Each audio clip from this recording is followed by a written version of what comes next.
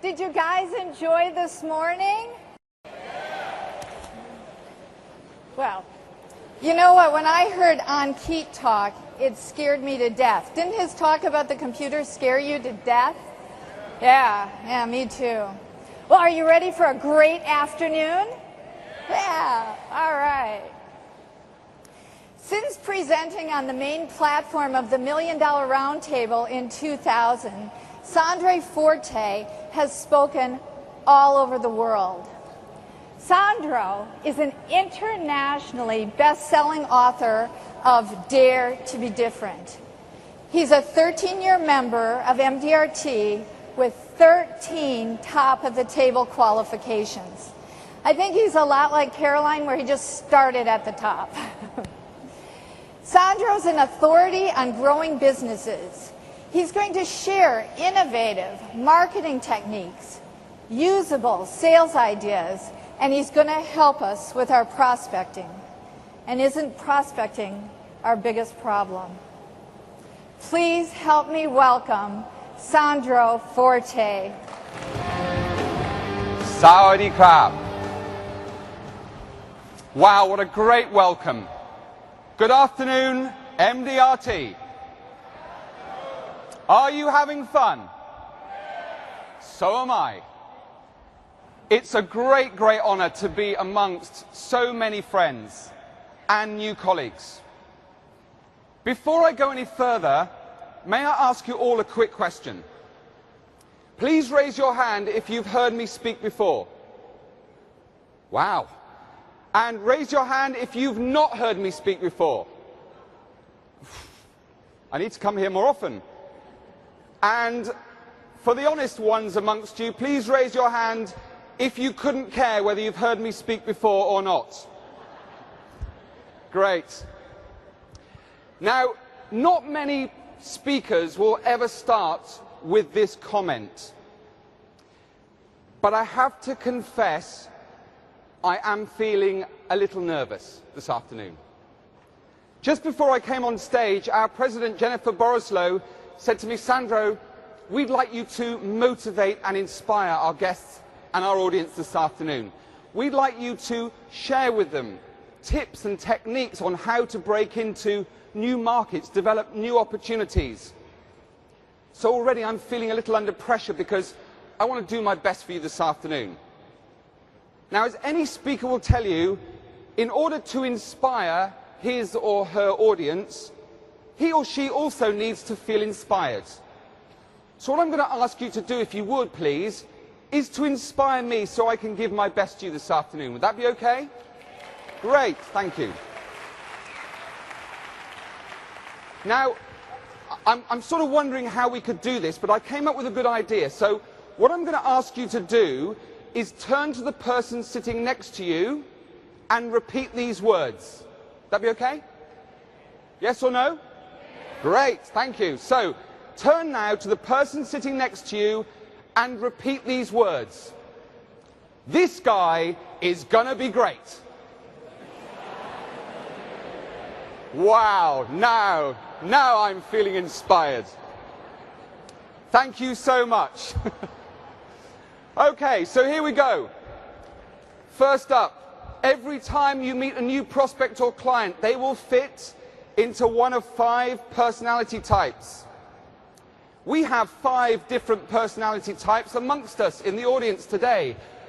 I'd like to share with you some ideas, some thoughts on what makes us different, and in particular, how you can use those ideas to communicate more effectively with your prospects. After all, as a speaker, I'm looking to communicate effectively with 4,000 people, and not all of you take information in the same way. So what I'd like you to do is please look at the shapes you see on the screen in front of you. I'd like you to look at the shapes. I'd like you to choose one of the shapes. And I'd like you to not analyze it, not think about it, but just choose one that instinctively appeals to you the most. Is that okay? When you've done that, and I assume you all have, please raise your hand if you chose the circle. Wow, lots of circles. And if you chose the square, how many squares do we have in the audience today? And what about triangles? Where are my triangles? Wow, hi triangles. And what about rectangles? How many rectangles? Really? Okay, just for a moment, please, rectangles, keep your hands in the air. I'd like everyone to look at the rectangles, because these are very special people. Very special people. You know, I go all around the world, and it's rare for me to meet an audience that contains more than about 1% of rectangles. So the fact that we have so many amongst us today is quite remarkable. But that is not surprising, bearing in mind we're in amongst such exalted company. And finally, please raise your hand if you chose the squiggle. Okay, terrific. Now I'm sure you probably want to know what it is I'm talking about when I talk about personality types. Let me tell you what these shapes tell us about you as individuals. So once again, raise your hand if you chose the circle. Okay, these are the personable individuals, the very sociable amongst us. These are the natural-born salespeople that love to communicate, love to interact. How many squares? Where are the squares? Raise your hands once again. Now these are the traditionalists. These are the ones who are very good, by the way, at keeping secrets. They tend to live their life to a diary. Everything is conducted by list. They tend to have lists on the fridge, at home, on the desk in their office, but they tend to compartmentalize everything. They love things to be neat and tidy. Where are the triangles? Triangles once again? Okay, now the triangles are the aspiring leaders. Now, I should just clarify, when I talk of aspiring leaders, I'm talking about people who have clearly defined goals, who seek the pinnacle of success, who are constantly trying to drive themselves forward, looking for new ideas. Now, the rectangles. I did promise you these people were quite rare. I don't meet many rectangles. Where are my rectangles again? Give me a wave, rectangles. Now, the reason I don't meet many rectangles is because rectangles, and this is scientifically proven, rectangles are very open to change. And that's why I don't meet many of them. This afternoon, I'm going to challenge your thinking. I'm going to ask you, commit you to do things that perhaps make you feel a little uncomfortable. The rectangles, I'm absolutely sure, will be giving it a go long before the rest of us try. And finally, because I know you're waiting patiently, where are my squiggles? Squiggles, come on, raise your hands. I have some bad news for you, squiggles. If you're a squiggle, it means you're a little bit crazy, to be honest. But let me just clarify. Let me just clarify. You are crazy in a very creative kind of way. You'll associate with this, squiggles. Isn't it true that the best idea you ever heard was the last idea you heard? Isn't that true? You're constantly in a state of motion. You're always looking for the next opportunity. You never sit still. Well, the good news is that this afternoon's presentation has a little bit for everyone. Before I go any further, a very, very important question for all of you, and please be honest. How many members of the Discouragement Club do we have here today? Just raise your hand for me. The Discouragement Club. You know the club I'm talking about, right? You have one in your organisation. Every organisation around the world has a Discouragement Club. Okay, so, excuse me, for those of you who don't know what I'm talking about, let me just clarify. The Discouragement Club, and you all have one in your office, can normally be associated with the small group of people that you see first thing in the morning. You normally see them congregating in the corner of your office. They're smoking cigarettes, they're drinking coffee, they're reading the newspaper, but most significantly, they are complaining about everything that's going wrong in their lives and businesses. Now we know who I'm talking about, don't we? So question again, are you currently a member of the Discouragement Club? Be honest. Great. If you're not, that's music to my ears. But if you are, you need to make a commitment right here and now that if you are currently a member of the Discouragement Club, you need to resign. The other thing you have to promise is you're never going to go back to that club ever again. Otherwise, you will receive no benefit from this afternoon's presentation. Another question for you all. When you were born, how many of you could walk? Raise your hand.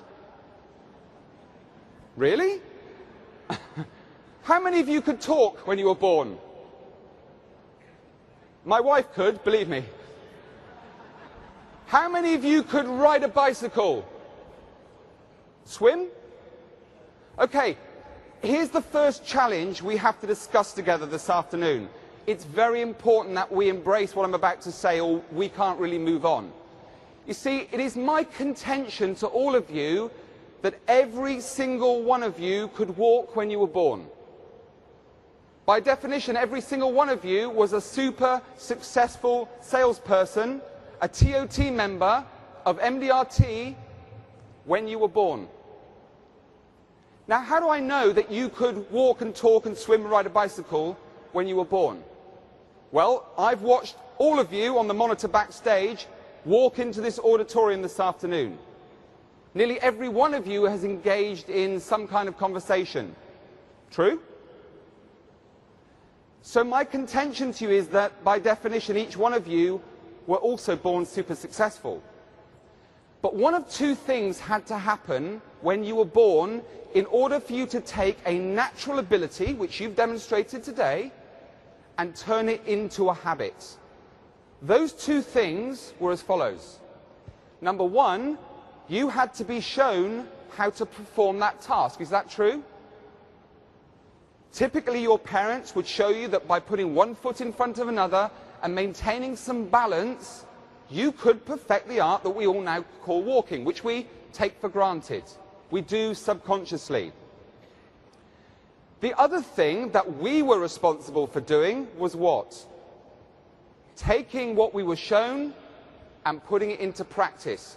And isn't it true that when we were younger, we would try to emulate what we were being shown by putting one foot in front of another until we got it right?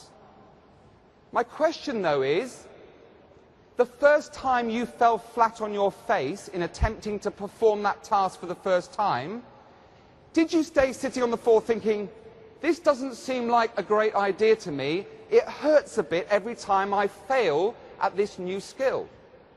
The answer simply is no. Because we didn't have the little voice on our shoulder in those days, the Discouragement Club, telling us how we couldn't do something. That if we picked up the telephone to a prospect, there's no point in doing that because they'll be out. It's raining, they'll be in a bad mood, they don't have any money, what's the point? What I'm going to ask you to do this afternoon is to take away from this conference one or two great ideas and put them into practice by repeating the process over and over again. Sometimes it will feel a little uncomfortable, sometimes it simply won't work. But if you persevere, it is, after all, the one differentiator between successful people and the mediocre amongst us. It's the ability to step outside that comfort zone and do the things that other people find uncomfortable. So I will be challenging your thinking with a few of our ideas. But it isn't just about practice, is it? It's about having a deep belief in what we do. I want to tell you for a moment, if I may, why I'm really passionate about MDRT and about why we do what we do. In 1976, my dad, who you see on the screen in front of you, was a wonderful, caring man, diagnosed with lung cancer. Sadly, he passed away after a long 2-year battle with a dreadful disease. I was only a small boy at the time. I had no appreciation of the horrors he would face during that 2-year fight. During his life, he'd built a very successful restaurant business. We lived in a big house, and financially we wanted for nothing. After those 2 years, my mum, who had never worked, was forced to sell the house to pay mounting debts. And the 5 of us ended up, just 2 years after my father's death, in welfare accommodation. It was a real riches to rags story. Now, as we know, in life, often, when one door closes, another seems to open. And shortly after, my mum met Dave, an equally lovely man whom I came to think of as my own father. He supported me through my education. He was, frankly, my best friend. But during my teenage years, I promised myself that if ever I had the opportunity to ensure that if lightning ever struck twice, if anything were ever to happen to Dave, I would make sure that my mum never suffered the financial hardship from all those years ago. Every year, I promised myself that I would save my money, do whatever it took to put the family into a financial situation where if lightning ever struck twice, they would never have to suffer that hardship again. In 1989, I had a unique opportunity to do something about that promise I'd been making all those years. I came into the financial services profession.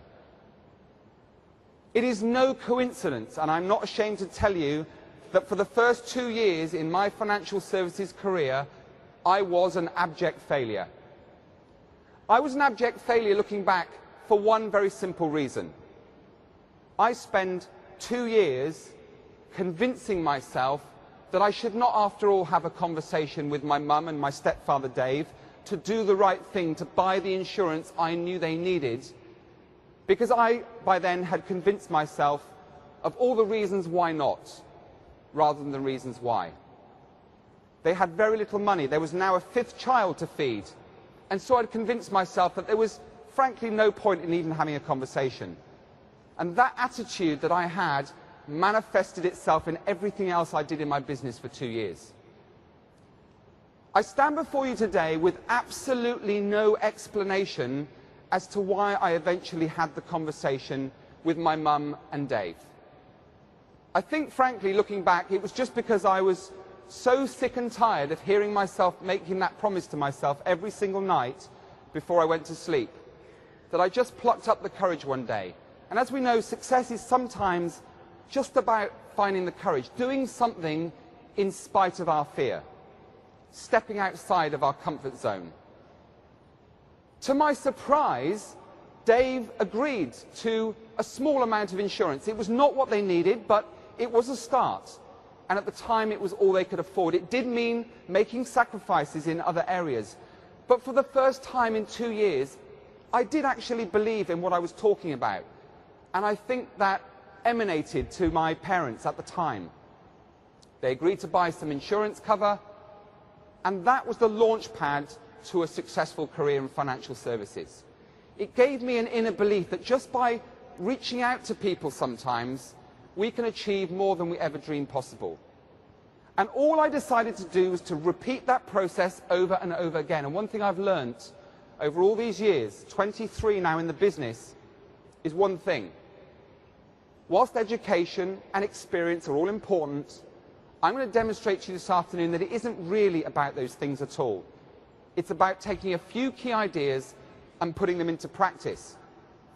But as we know, practice is a difficult thing sometimes, isn't it? I'm going to demonstrate, I hope, in a few moments, how easy it is to change an existing habit, to break the mold, to step outside of your comfort zone. Now, for those of you who have heard me speak before, you know I like to get my audience somewhat involved in my presentation. So this is the moment where you get to participate. Is that okay?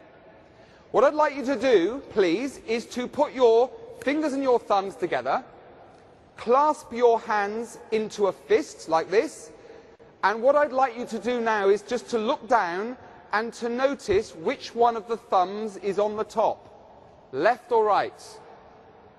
Now, for most of you, it will be right. For the other half of you, will be left. Now, I'm going to bet it's about 50-50 in this auditorium.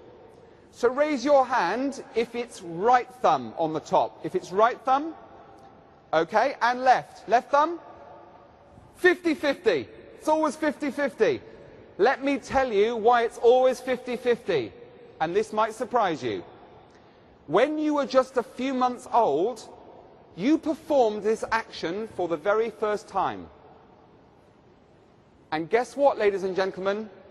You've been doing it exactly the same way ever since. And I'm going to demonstrate how I know that, because I'm going to ask you to put your hands together one more time.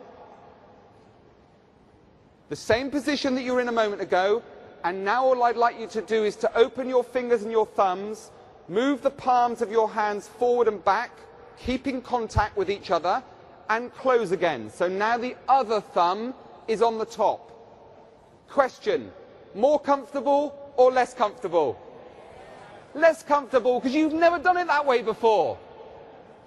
However, in the next 30 seconds, I'm going to demonstrate to you that just by practicing a new technique, you can feel just as comfortable. So, hands together, one final time. Position number 1, the comfortable way. Okay? Open your fingers and thumbs, slide and close to position number 2, and then just repeat the process while I'm speaking. Continue like this for about 30 seconds. And at the end of this, when I say stop, I would like you to go straight to position number 2. The position that just now you confirmed was more uncomfortable. Okay, are you ready? Stop. Position number 2. Question: more comfortable or less comfortable than before? More comfortable. You see how easy it is? Take a simple idea, repeat the process, it becomes more comfortable. I have 6 ideas for you as to where you find high net worth individual clients. Number 1, you need to write this down. It's not difficult, because the first place that you find high net worth individual clients, the kind of clients we'd all love to deal with to increase our case count and our average case sale, is right in front of you. Right in front of you. 5 years ago, I attended a conference not dissimilar from this one. It was in the UK. 250 of the country's top advisors sat and listened to a very, very successful entrepreneur. His name was Simon Woodruff. Simon, as a young man, had gone to Japan. He had discovered the delights of a sushi restaurant. He had brought someone else's idea back to the United Kingdom, and within 2 years had made $20 million. This guy was super successful, and this was the kind of person I wanted to have as a client. As, rather graciously, every single person left the auditorium that day, Simon Woodruff stood by the exit door and he shook every single delegate by the hand. Thank you for coming. Hope you had a good time. Hope you took away some valuable lessons. And guess what?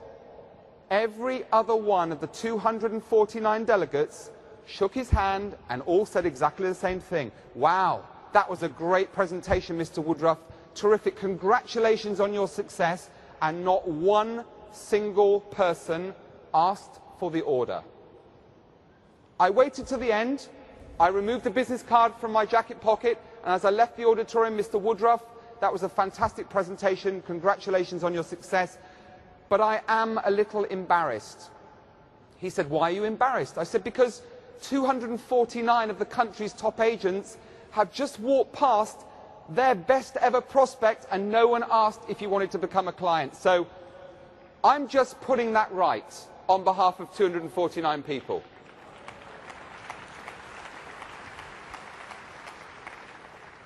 Guess what he said to me? Well, as it so happens, I've just sold a large piece of my company to another business.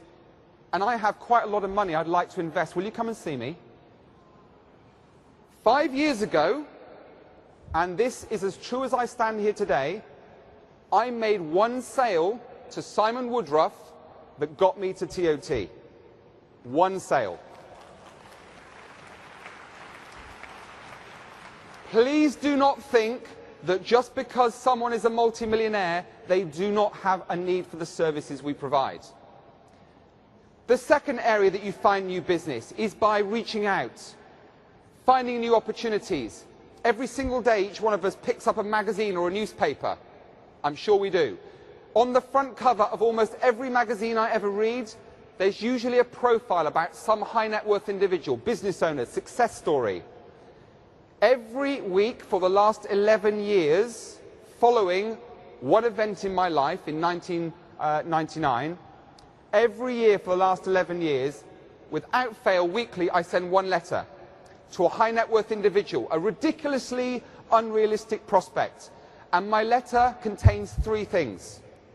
Rule number one, simple opening paragraph. Where did you find the contact? I read with great interest the article about you in ABC magazine. Rule number two, paragraph number two, find a way to link yourself with the prospect. In 1999, I met a gentleman by the name of Noel Edmonds.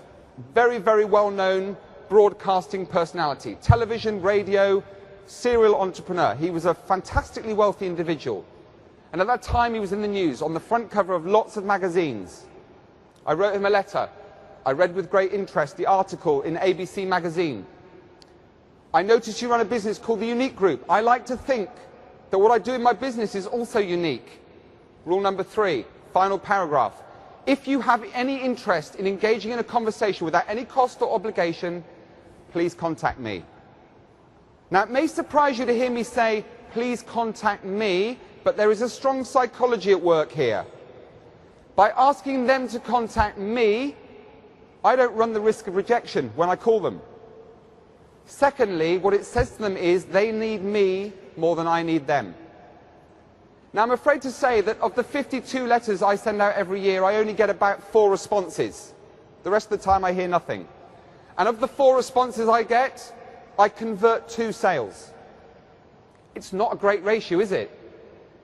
But let me tell you, those 2 sales for each of the last 11 years have got me to TOT, just the 2 sales. Again, don't think that just because someone is fabulously wealthy,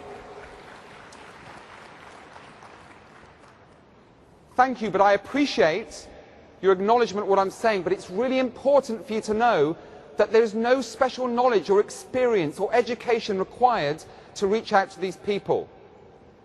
Even if you find that a little too difficult, let me give you a third idea. Every time you conduct a fact-find meeting, instead of asking about the client, spend some time talking about the other people they know, in particular, other professionals, lawyers, accountants, mortgage advisors, general brokers. We all know lots of different other professional people. When you ask them who was responsible for the legal work with their house purchase or their will or a trust, they start to tell you things like, well, I have a good family friend who's a lawyer, or I would thoroughly recommend this particular professional person. When you finish gathering information about that professional, give them a call. I was meeting with Jennifer the other day, a mutual client of ours. I run a successful financial services practice. I have lots of clients who need the services that you provide. May I come and talk to you about introducing my clients to your practice? How many of them say no? None of them. Everyone wants new business opportunity. Everyone wants new clients, and you have something that they want. When you go and see them, you're the interviewer, not the interviewee. If you don't like what they stand for, what they say, if they don't have high service standards, you get to reject them. Isn't that a nice thought? We get the opportunity to reject someone for a change. But if you develop a great relationship and they don't have a relationship with another professional, you've got an opportunity to say, look, genuinely, there will be times where I can introduce clients. Equally, if there are any opportunities for you to introduce your clients to me, I would be grateful to engage in a relationship. It's really simple. Number 4, we've all heard of the elevator speech, haven't we? The elevator speech. I'm not going to re-rehearse this here today. You've heard it a million times before. I'm going to add one word to your elevator speech. This is the speech you have when you meet someone in a social situation and you have 30 seconds to make a great first impression. I'm going to simply suggest you add the word specialist. The word specialist. After all, if you had something wrong with your heart, would you call a general practitioner or would you call a heart surgeon? A heart surgeon, of course you would, because they are a specialist. Now, isn't it true, and you'll all identify with this, that when somebody says, what do you do for a living, it says financial advisor under your name, and you're constantly trying to think of things that you can say that lessens the blow, that stops them running 3 blocks down the road before you get the opportunity to say anything else. Isn't that true?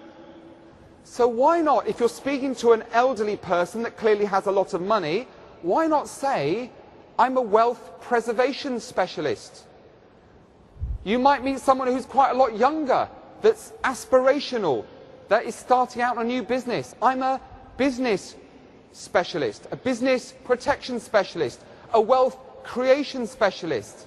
Remember, you are lots of different things to lots of different people. Rehearse 5 or 6 times different titles for different social situations, and you will be more successful when you hand your business cards out each day. And make it a daily goal to hand 10 business cards. Every single day I give 10 of these away. Let me tell you how easy it is. You go to a restaurant, when you finish your meal, if it was good, you call the head waiter or the business owner to your table. You say this, thank you so much, I have to congratulate you and your staff on a wonderful experience. The service we received, the food we received was absolutely fantastic. If there's anything I can ever do for you in return, please don't hesitate to contact me. When you're in a cab, if they talk to you, if they engage in a conversation, if you like them, if there's anything I can ever do for you, please don't hesitate to contact me. I can't tell you how many replies you get from every 10 cards you send out every day, but one thing I can tell you is you'll fill your diaries a lot more efficiently than perhaps you're doing right now. And number 6 is something simple. It's called a client ladder. At the next opportunity, write down a list of your top 10 clients, best first all the way through 10. Call the client at the top of the list, the top of the ladder, and simply say this. How are you? Good to speak. Do you mind if we just grab a coffee one day? 10 minutes, that's all I need, 10 minutes. I have an idea as to how I can provide an even better service for you. Are they going to say no? You meet for 10 minutes. Here's my idea. I've been re-evaluating my business activity and I realise I need to spend more time with you. But in order for me to give you a better service, which I'm sure you'd appreciate, I need to spend less time looking for new people to see. It's something that takes up all of my time right now. What I'd like to do is to ask you to find 2 or 3 people just like you. That's key. Just like you. If they're a CEO, they'll find you 2 or 3 more CEOs. Maybe they'll only find you 1. But one thing I can guarantee, they will go and find people for you if you give them the benefit as to why they should do it for you. I'd like you to take a look at the screen. This is my diary from last week. I'd like you all to write down for me how many appointments I have in my diary from last week.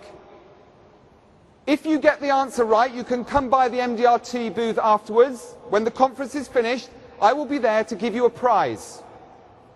Write down how many appointments I'd had in my diary last week. Go right now. I don't need to, just write it down. If it's correct, you can come by afterwards and correct your prize. Has everyone written down a number? Yes or no? Great. Okay, I'm going to give you the answer. I had 0 appointments in my diary last week. Let's take another look at the screen. I'll tell you what I did have in my diary last week, by the way. 10 yellow boxes and a red box. That's what I had in my diary. I didn't have any appointments. Let me tell you why this works. How many of you have ever played bingo? Or know what I'm talking about? Bingo, right? Or you know what I'm talking about. You open your diary on a Monday morning. Is it more inspirational to see 10 yellow boxes or blank pages? What's your brain saying? What's the little voice on your shoulder saying about the 10 yellow boxes? What does it want to do? Fill them. That's exactly what it wants to do. But you've put the 10 yellow boxes in your diary where you want to see your clients. That's very important. It's where you want to see your clients. It's not where they want to see you. The red box, by the way, is the reward box. If you fill the 10 yellow boxes, anything you make, fees or commissions from the red box, you get to keep. That sounds fun, doesn't it? All you have to do is focus on filling the yellow boxes. Now, if someone says to you, I'd like to see you Wednesday afternoon, and you don't have any yellow boxes, you negotiate. Well, I already have something on Wednesday afternoon. Could we make it Wednesday morning? No, we can't. Okay, what about Thursday afternoon? It's a very simple change to perhaps the way you've been doing things. But most significantly, how many times have you found yourself in a situation at the end of the first meeting when you come to book the second meeting and you open up an empty diary in front of the client and the client's looking at it thinking, I don't think this person's very successful. Is that true? With yellow boxes, just like most of you thought, client is thinking, wow, this person's super successful. They have a full diary. Okay, next idea. Very, very simple business idea. It's a 2-minute presentation, and that's all it's going to take for me to coach you through it. This is a typical business. 2 business owners. I apologize for using the male gender, but 2 business owners, Mr. A and Mr. B. I have them stood next to me. I've called them up. They have a $5 million business, a $1 million turnover, and they're 50-50 equal owners. Very simple. Mr. A, I promised you I would spend no more than 2 minutes with you. Mr. A, question. If you were to die, what happens to your share of the business, the 2.5 million share of the business? He says, most of the time, it will pass to my wife or my beneficiaries. Correct. Mr. B, same for you. Yes. Okay. Mr. A, another question. If you were to die, would your wife want to go into business with Mr. B? Probably not. What would Mrs. B prefer rather than a share of the business? The money. Correct. Mr. B, same questions to you. And I get the same answers. Would you agree, therefore, that you have a problem? Yes, we do. We would like to take control of the business if the surviving business partner or one of the business partners were to die. Equally, we'd like to give our wives or our beneficiaries the cash. Would you agree you have a problem? Yes, we do. Would it be a disaster in your business if the turnover or the profit were to fall by more than 1%, say 2%? No, it wouldn't. Okay, I have a solution for you. I promise you it'll only take 2 minutes. Can we arrange a time for me to pop back and I will give you the solution? Very, very straightforward. Okay, couple of other final ideas and then I have to say my goodbyes. The first and most important idea is just find a USP in your business. It's really easy to differentiate yourself. If you work for one company, find out, for example, what their claims record is and compare it to your competitors. Look at the service standards you provide. Read a few books on service. Find one thing that simply differentiates you. And finally, how do I get more referrals? How do I fill those yellow boxes? This is very simple. You need to listen very carefully. At the end of the first meeting, or at some point during the first meeting, you do this. Please listen and please watch. Oh, before I go any further, I make it a professional business practice to work by personal introduction. And the reason I get so many when I ask my new clients is I like to think that what I do is very different from everyone else. And then you move on, back to where you were before. Now, for many of you, you were looking either on the screen or at me, but you were looking at what I was doing, weren't you? And in this particular case, I was playing around with my watch in a very subtle way. You could do it with a pen, a clip on your bag, it doesn't really matter. But the words you use go straight into the subconscious mind of the client or prospect because they are engaged in watching what you're doing. At the second meeting, you go back and you simply say this one more time. Oh, I'm not sure if I mentioned this, but I make it a professional business practice. By virtue of the fact I simply touch my watch, they remember the words that you've used. And they have probably already created a mental list. Try it, it absolutely works. A couple of quick things. I make it a professional business practice. That means I do it all the time. I expect it. To work by personal introductions, not referrals. Personal introduction. Personally introduced. And the reason I get so many is because I like to think what I do is very different from everyone else. The reason I get so many. Finally, I did say to you that we need to work with passion and belief. I want to tell you for a moment why I do what I do. And dare I say, why you do what you do. Does everyone remember my stepfather Dave, the one I had convinced to do the right thing? Well, lightning did strike twice. 3 months after Dave bought the first insurance policy I sold, Dave was diagnosed with stomach cancer. I couldn't believe it was happening to us all over again. This time there was to be no 2-year battle. Just 2 weeks after his diagnosis, Dave was in hospital, and just a few days later, Dave was dying. He was a very, very proud man. He was my best friend. And I think he chose the one moment he had in those few days with his son, holding his hand, to speak his last words. And these are the words he spoke. He said, "Son, thank you for what you did for your family. I'm so proud of you."